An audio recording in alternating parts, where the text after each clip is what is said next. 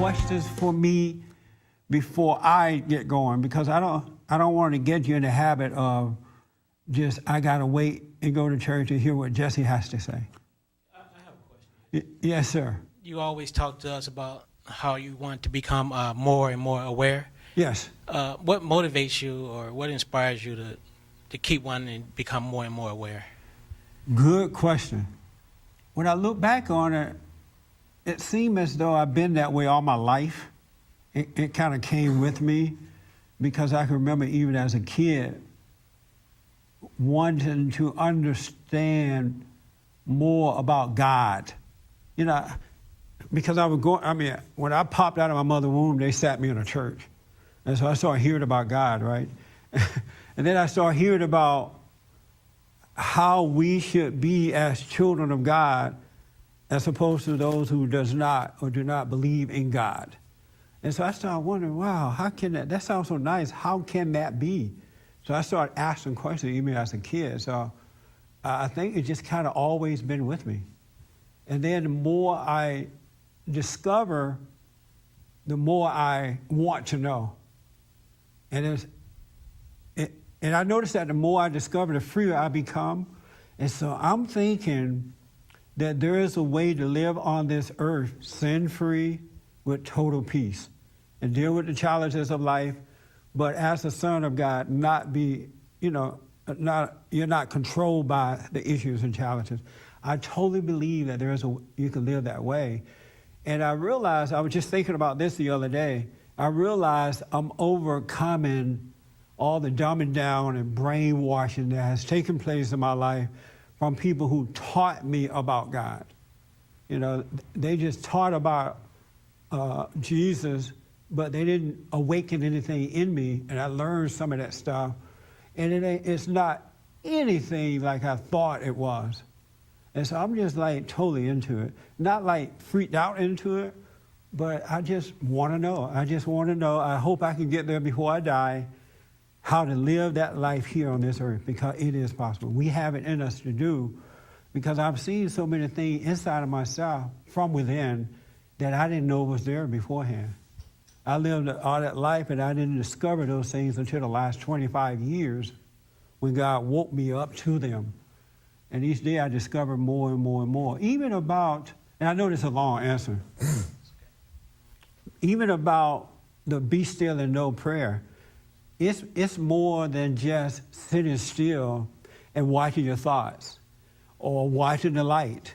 You have to go beyond that. It's more to it than just that. You know, there is a still, quiet place within us that it's there, but you got to go past the light. Because if folks here, go inside and watch the light, that's all you talk about, the light, right? And they never get past that. Or if they say, go in and watch what you're thinking, how you're feeling, they'll get stuck there. But beyond that is where we really want to be. And that is in that spot of perfect stillness within. And I'm kind of getting there a little bit, and it's something else. And I didn't know that was there.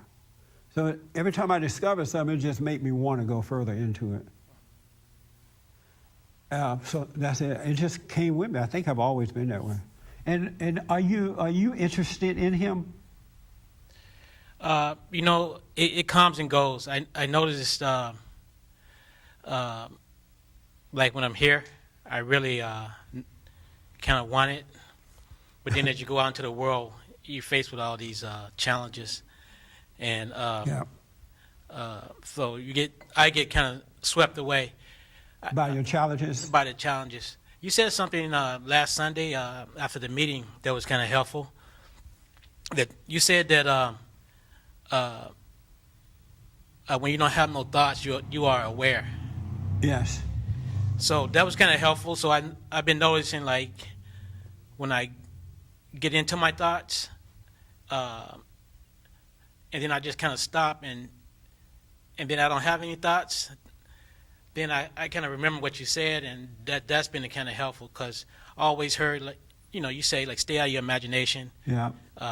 Or stay in the presence. God said, bring every imagination into captivity. We should have control over that. Okay. And also heard you say stay in the presence, but that was kind of helpful. How when you said when you don't have any thoughts, you are aware, and so that's been kind of helpful.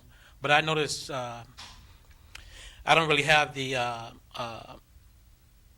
motivation that I kind of see in you, where you always want to be more and more aware. Yeah. I'm kind of I have all these different projects at work, and projects when I get off work, so they kind of take over.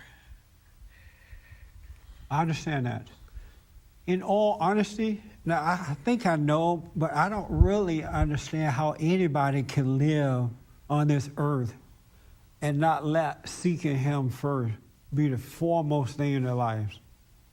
I don't know how you can live like that, because evil is definitely taking over and controlling everything. You see it in families now. You see it everywhere around you.